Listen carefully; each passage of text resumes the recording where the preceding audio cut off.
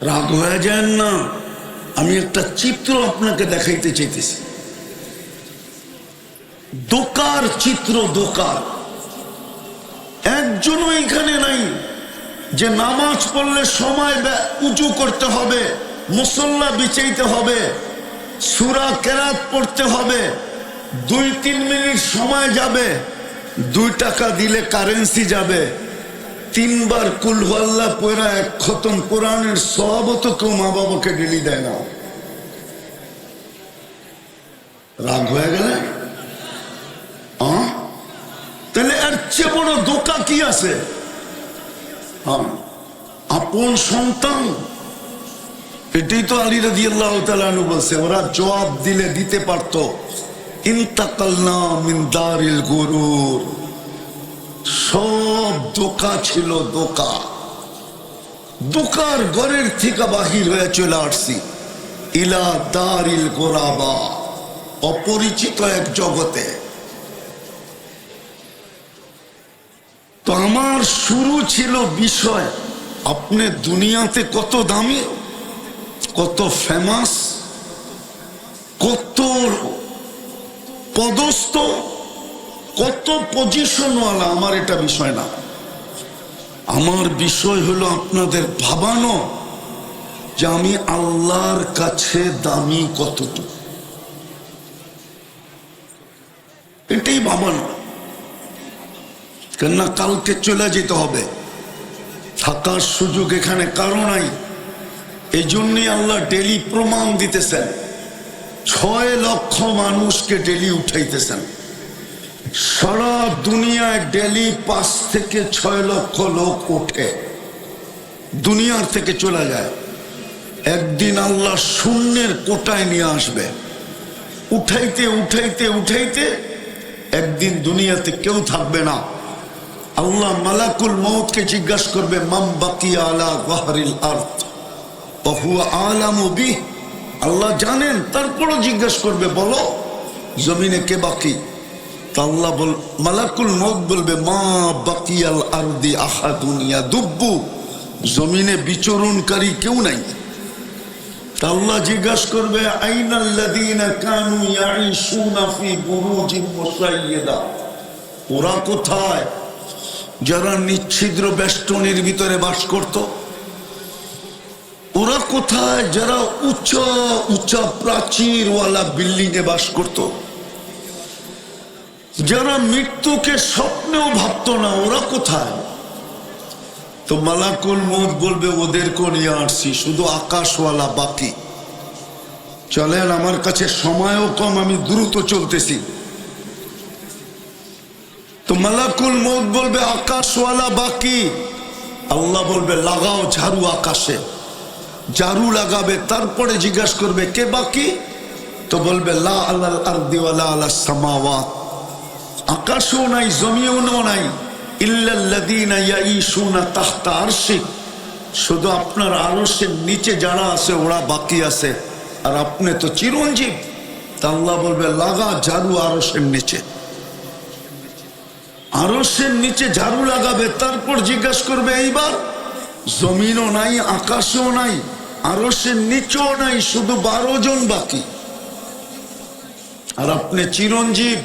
আল্লাহ বলবে, নাম বল 12 জনকে।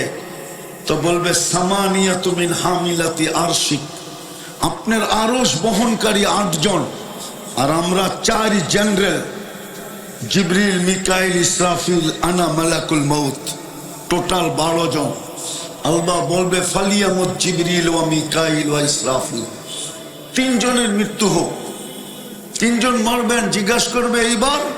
বলবে, 9 জন, আর আপনি চিরঞ্জীব। 8 জন আপনার আরশ বহনকারী, আর আমি 1 জন, 9 জন।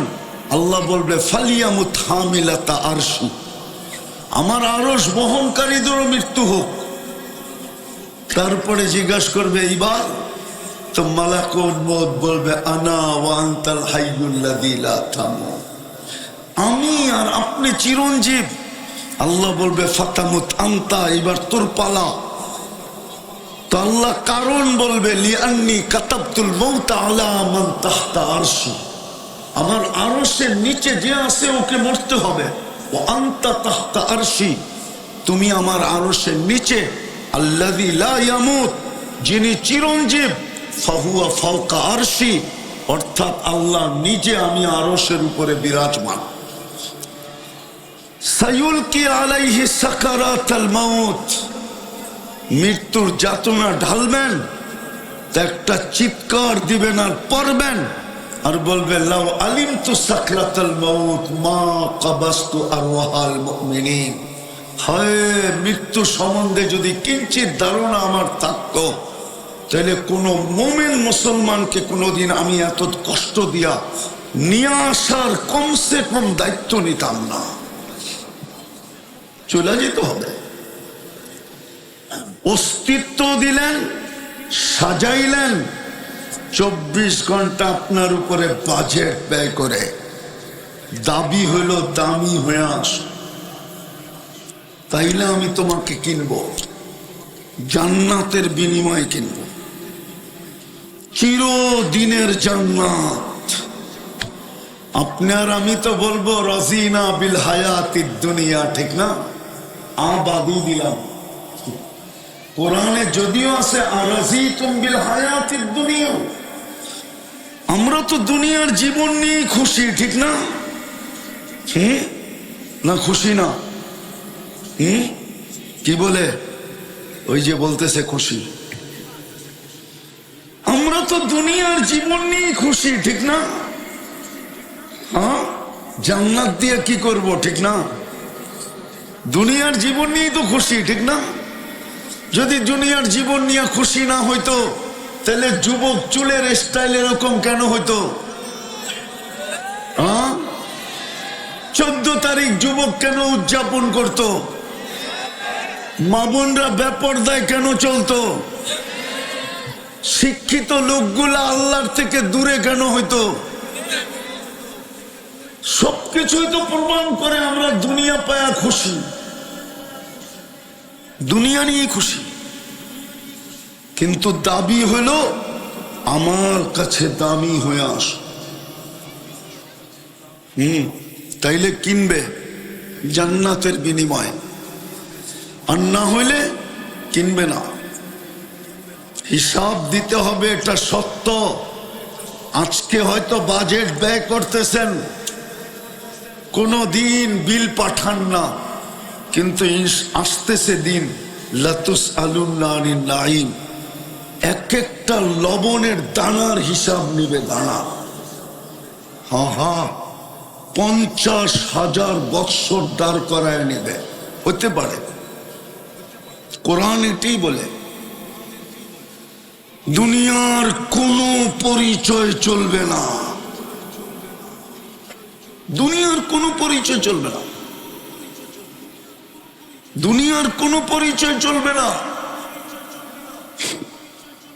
হয়তো আমাদের কথা আপনাদের ভালো লাগতেছে না, আমি বুঝি, চেহারা দেখলে বোঝা যায় যে কথা ভালো লাগতেছে না। ভালো লাগতো যদি গরম গরম হইতো, ঠিক না? কি বলেন? নিয়ে যাবো আমি ওইদিকে, অথবা এখনই নিয়ে যাই। আজকে মুসলমানের এই দুরবস্থা কেন? কেন বলেন? 250 কোটি মুসলমান, 60টা মুসলিম দেশ। কয়টা?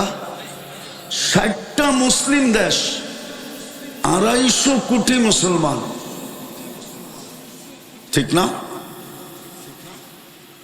দুনিয়ার সবচেয়ে বড় টাকা মুসলমানের কাছে। কুয়েত, বাহরাইন, ওমান, ব্রুনাই, দুনিয়ার 70% ধন সম্পদ, সোনা দানা সব মুসলমানের কাছে। বিশ্বাস হয় না? দুনিয়ার সবচেয়ে বেশি কাপড় চোপড় মুসলমানের চেয়ে বেশি দুনিয়ার কেউ পড়ে না। মুসলমানের চেয়ে বেশি খাওয়ার আইটেম দুনিয়ায় খাবে তো দূরের কথা, চোখ দিয়েও কেউ দেখে না। আমাকে তো বুঝাইতে হবে না, কেননা আমি তো আপনাদের স্বাধীনতাও দেখি নাই। ওই দিন তো আমি জমিনেই ছিলাম না, ওই দিন তো আমি আকাশে ছিলাম। 4 তারিখে রাত্রে আমার ফ্লাইট ছিল ইংল্যান্ড থেকে কানাডা। আমি যখন কানাডায় নামছি তখন কানাডায় সকাল, আপনাদের এখানে সন্ধ্যা। 6 দিন পর্যন্ত তো দেশে কোনো যোগাযোগই ছিল না, না ইন্টারনেট না ডাইরেক্ট কল। ইংল্যান্ড থেকে কোনো যোগাযোগই করতে পারি নাই। যখন নামছি তখন শুনছি দেশ স্বাধীন হয়ে গেছে। আমি তো আপনাদের স্বাধীনতাই দেখি নাই। তো যেটা বুঝাইতেছিলাম, 250 কোটি মুসলমান, চিন্তা করার বিষয়। কিন্তু আমাদের নেতারা শুধু আমাগর লগে বাপ লইতে পারে। মুসলিম জাহানের নেতারা শুধু নিজের দেশে বাঘ, বাঘের চেয়েও বেশি সিংহ, সিংহের চেয়েও বেশি জনগণের সাথে বাপ দেখাইতে পারে। কিন্তু এই 60 দেশের প্রতিনিধি গত অক্টোবর, এই অক্টোবর 2টা জাতিসংঘের বৈঠকে 60টা দেশের কর্ণধার, 60টা দেশের অভিভাবক, 60টা দেশের বড় বড় লিডার ওই মিটিংয়ে ছিল। ইসরায়েল মাত্র 60 লক্ষ, ছোট একটা দেশ, 2 অক্ষরের একটা নিন্দা প্রস্তাব পাশ করাইতে পারে নাই। আপনার অবস্থান কোথায়? পারছে? বলো, উনি তো দলের লিডার, বলো পারছে কিনা? যদি কেউ দেখাইতে পারে 2 অক্ষরের আপনার জুতা আমার গাল, বাপ দেখাইতে পারে শুধু নিজের দেশে। রাজাঘরে দেখবেন বাপ দেখায় নিজের দেশে, জাতিসংঘে যায় ইঁদুর হয়ে যায়। এরকম সব। এই দুরবস্থা কেন আপনার? আমার কথা ঘুরা গেল। সমস্ত অঙ্গীকার তো ছিল এই উম্মতের সাথে। আনতুমুল আলাউনা, তোমাদেরকে উপরে রাখবো, নিচে আসতে দিবই না। উলাইকা লাহুমুল আমান, নিরাপত্তার চাদর দিয়ে তোমাদেরকে ঢাকা রাখবো। কি কোরআন পড়তেছি তো?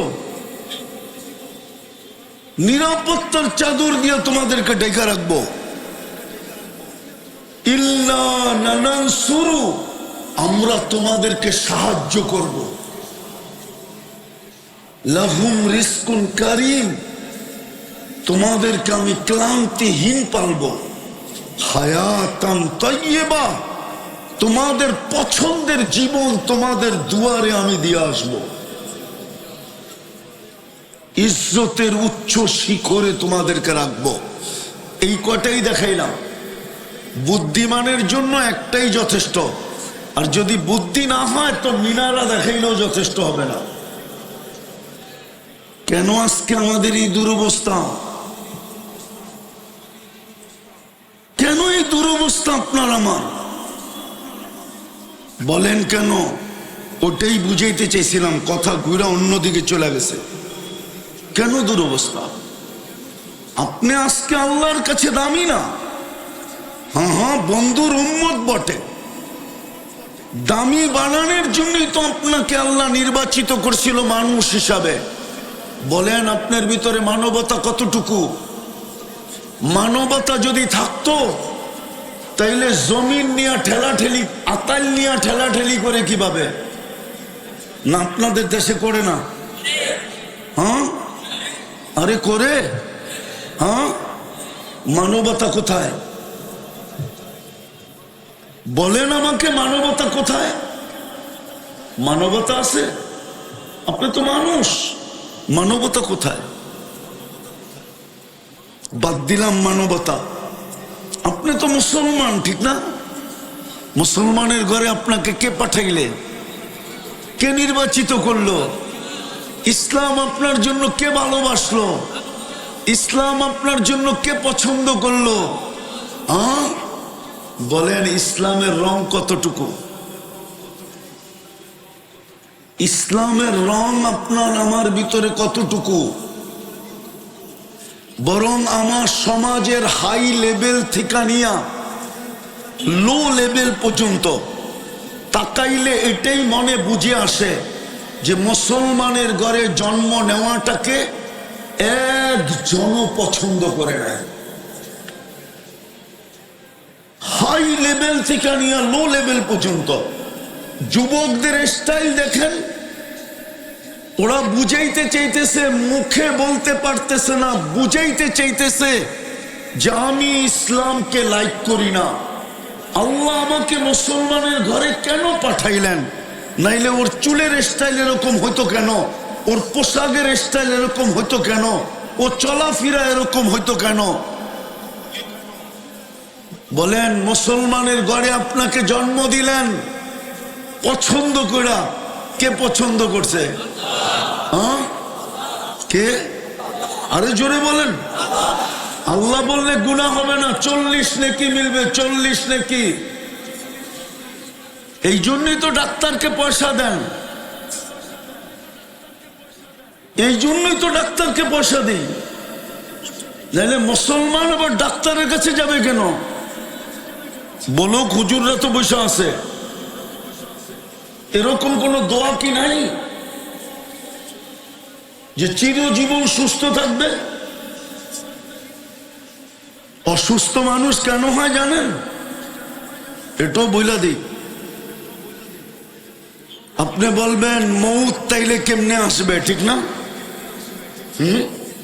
মালাকুল মৌত এটাই বলছিল, যখন ওনাকে দায়িত্ব দিয়েছেন তো উনি আল্লাহকে বলছিলেন, আল্লাহ দায়িত্ব তো দিলেন, অস্বীকার করার মতো কোনো শক্তি আমার নাই, কিন্তু আমার মনে আসে মানুষ তো আমাকে গালি বানায় ফেলবে, মানুষ আমাকে শুধু আলোচনা করবে আর গালি দিবে যে লোকটার কোনো কাজ নাই, খালি আমাকে মহল্লায় ঘোরে আর যাকে পছন্দ উঠায় লয়ে যায়।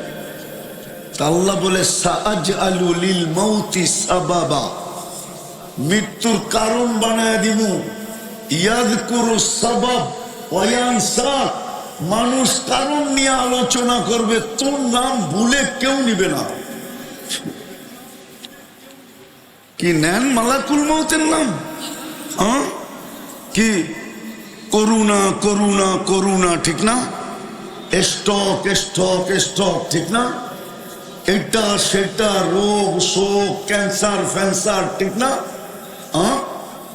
আল্লাহ বলে কারণ বানায় দিব, মানুষ কারণ নিয়ে আলোচনা করবে, তোমার নাম কেউ নিবে না। আজকে তো আমরা আল্লাহই বলি না। এই জন্যই প্রথম বলছিলাম যে 200 বার আল্লাহ বলে কে? আল্লাহ বলেন, দেখেন কি হয়। হায় হায়, সময়ও হাতে নাই, নাইলে আল্লাহ শব্দটা প্রত্যেকটা অক্ষর কোনো নোক্তা নাই। কি নাই?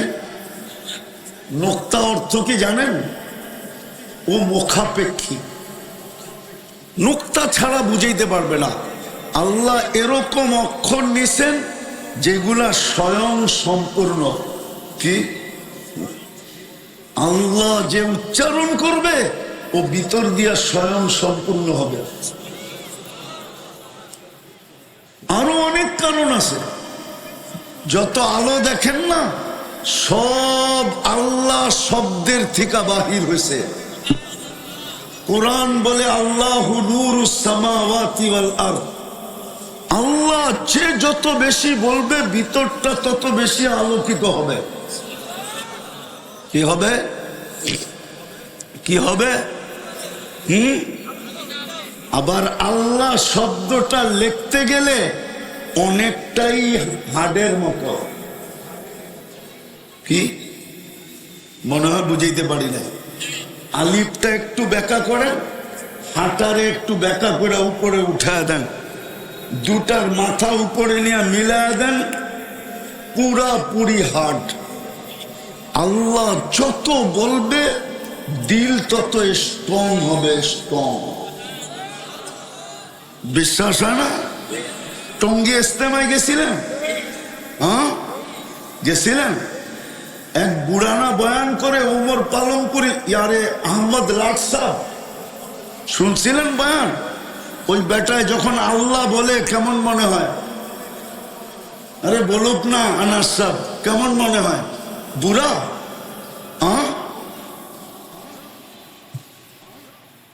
কেননা আল্লাহ বলতে বলতে ভিতরটা এত স্ট্রং, যখন আল্লাহ বলে তখন সব ফাইরা বাহির হয়। আল্লাহ বলতে বলতে ভিতরে স্ট্রং হয়ে গেছে। এই জন্য তো জিজ্ঞেস করছিলাম আপনাদেরকে, 200 বার তো আল্লাহ বলেন না। তো যেটা বুঝাইতেছিলাম, মুসলমানের ঘরে কে চয়েস করলো আপনাকে? কে বলেন? ইসলামের রং কতটুকু? রং যদি থাকতো তো আমার সমাজের চিত্র এরকম কেন হতো? বলেন, রং যদি থাকতো তাহলে মুসলমান দাড়ি শেভ করে কি করে? ওকে তো দাড়ি দিছিলেন জান্নাতে যাওয়ার জন্য। প্রথম দিছিলেন জুয়্যিনাতির রিজাল বিল্লুহা, তোকে সাজাইছি দাড়ি দিয়া, এটা তোর সাজানো ডিজাইন, তোরে সাজাইছি দাড়ি দিয়া। মহিলাদেরকে সাজাইছি লম্বা লম্বা চুল দিয়া। ছোটবেলা দেখতাম, আমার ছোটবেলা দেখতাম মেয়ে দেখতে আসলে মেয়ে ছেলে পক্ষরা, মেয়েরাই তো আসতো, তো বলতো মা আগে ঘন্টাটা সরা দেখি তোর চুলটা কত বড়। আগে মেয়ে দেখতে গেলে চুল দেখতো, এখন তো খালি পাত্তি দেখে। পাত্তি, পাত্তি চিনেন? ডামগো ঢাকায় শব্দ পাত্তি, চিনেন? খালি টাকা দেখে আর কিছু দেখে না। তো মেরে দোস্ত, দাড়ি দিয়া তো সাজাইলেন, দাড়ি তো দিলেন জান্নাতে যাওয়ার জন্য। বিশ্বাস হয় না? দাড়ি দিছেন জান্নাতে যাওয়ার জন্য। জান্নাতে এই উম্মত দাড়ি দেখায় জান্নাতে অনেক গেছে, আরো অনেক যাবে। তাইলে মুহাদ্দিসে জামান আল্লাহ জিজ্ঞাসা করছে কি নিয়ে আসছস? তো হাদিস মনে উঠছে, কয় দাড়ি নিয়ে আসছি। কয় দাড়ি?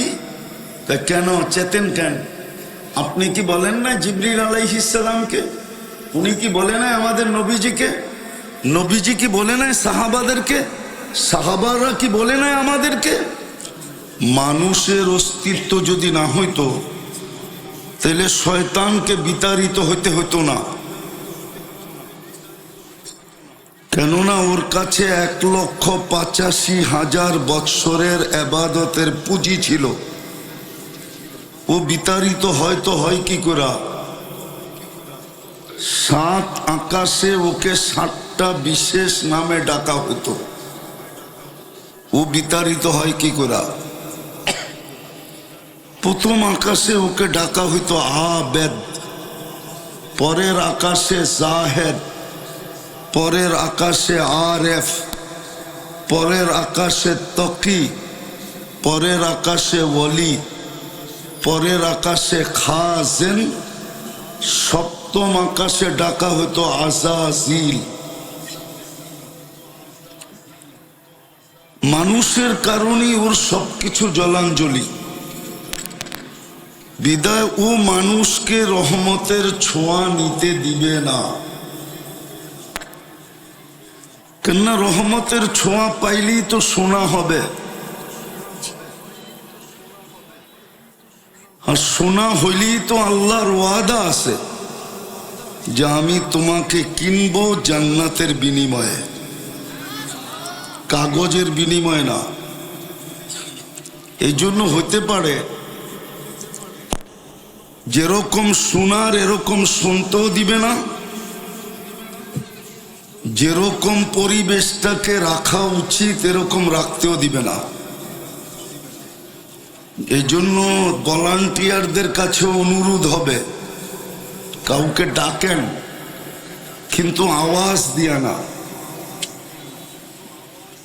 পরিবেশটা যেন নির্জুম থাকে।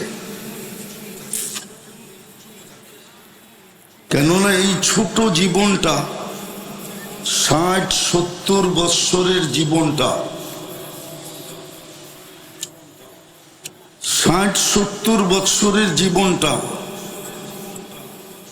যিনি অস্তিত্ব দিছেন, দামি বানায়া যাওয়া, এটাই আল্লাহর দাবি।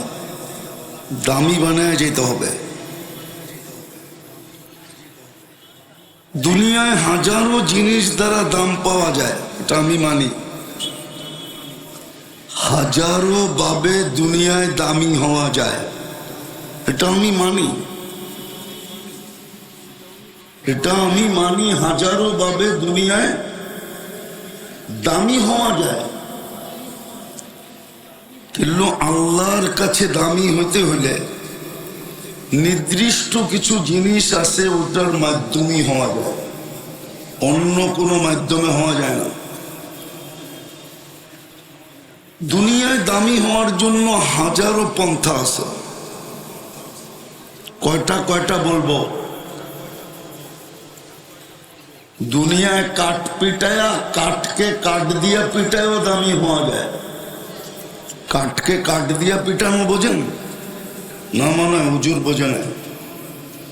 ক্রিকেটের বলটাও কাঠের, এটার উপরে চামড়া চড়ানো থাকে, ওটারে পিটায় ব্যাট, ওটাও কাঠের, ওটা দিয়েও দামি হওয়া যায় না? হওয়া যায় না? এরকম দুনিয়াতে হাজারো ভাবে দামি হওয়া যায়, হাজারো ভাবে। বললাম না কয়টা কয়টা বলবো, লিস্টি তো আর ছোট না, অনেক লম্বা লিস্টি। হাজারো ভাবে দুনিয়ায় দামি হওয়া যায়। প্রবাদ বাক্যকে উল্টায় দেওয়া যায়। আগে আমাদের অঞ্চলে প্রবাদ বাক্য ছিল, জাতের মেয়ে কালো ভালো, নদীর জল গোলাও ভালো। এখন টাকালার নেতাদের মাইয়া ল্যাংড়া হইলেও ভালো, ঠিক না? চিরাচরিত প্রবাদ বাক্য উল্টায় দিছে। এটা উল্টানো যায়, আমি মানি, কিন্তু আল্লাহর কাছে না। এই জন্য আপনার আমার ভাবা উচিত যে আমি আল্লাহর কাছে দামি কতটুকু, কিভাবে দামি হব, আল্লাহর কাছে আমার দাম কতটুকু। দুনিয়ার দাম আর কতক্ষণ? দুনিয়ার দাম কতক্ষণ বলেন? দুনিয়া যতক্ষণ আছে দাম আছে, দুনিয়া নাই দাম নাই। 2 দিন আগেই তো দেখলাম মিডিয়া প্রশংসা করতে করতে করতে, তেল মারতে মারতে তেলের দাম বাড়ায় দিল। আবার বাংলাদেশের পেপারই লেখলো তেল ছাড়া কেমনে পাকাইতে হয়।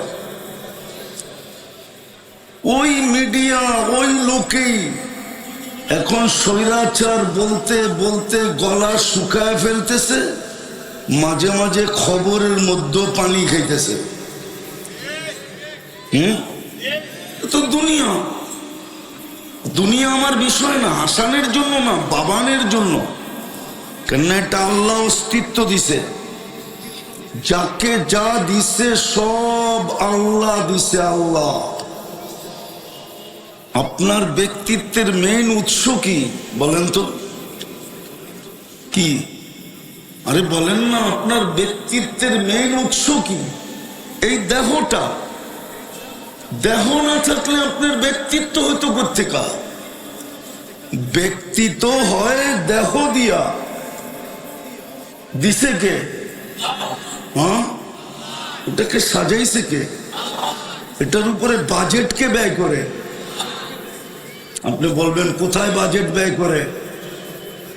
কোথায় বাজেট ব্যয় করে বলেন তো? পানি 1 লিটার কত? হ্যাঁ, 1 লিটার পানির দাম কত? দুর্মিয়া আধা লিটার পাওয়া যায় 20 টাকা দিয়ে, আপনি কোন 1 লিটার 20 টাকা? ওটা কোন কোম্পানি? 1 লিটারের দাম কত? এটা মানি 30 টাকা, ঠিক না? যদি অক্সিজেন কিনতে হইতো 1 লিটারের দাম হইতো কত? আচ্ছা পানির দামে ধরলাম, পানির দামে 1 লিটার অক্সিজেন 30 টাকা, তাহলে ডেলি কয় টাকা বিল দিতে হইতো? আরে বলেন না, বলেন না। চরপেশনে তো আমেরিকান টাওয়ার আছে, তারপরও জানেন না 550 লিটার অক্সিজেন নেই ডেলি। 30 দিয়া 550 কে গুণ দেন, 16,500 টাকা ডেলি অক্সিজেনের বিল দিতে হতো। কে বাজেট ব্যয় করে আপনার উপরে? হ্যাঁ, এটা কি বাজেট না? হ্যাঁ না, বাজেট না।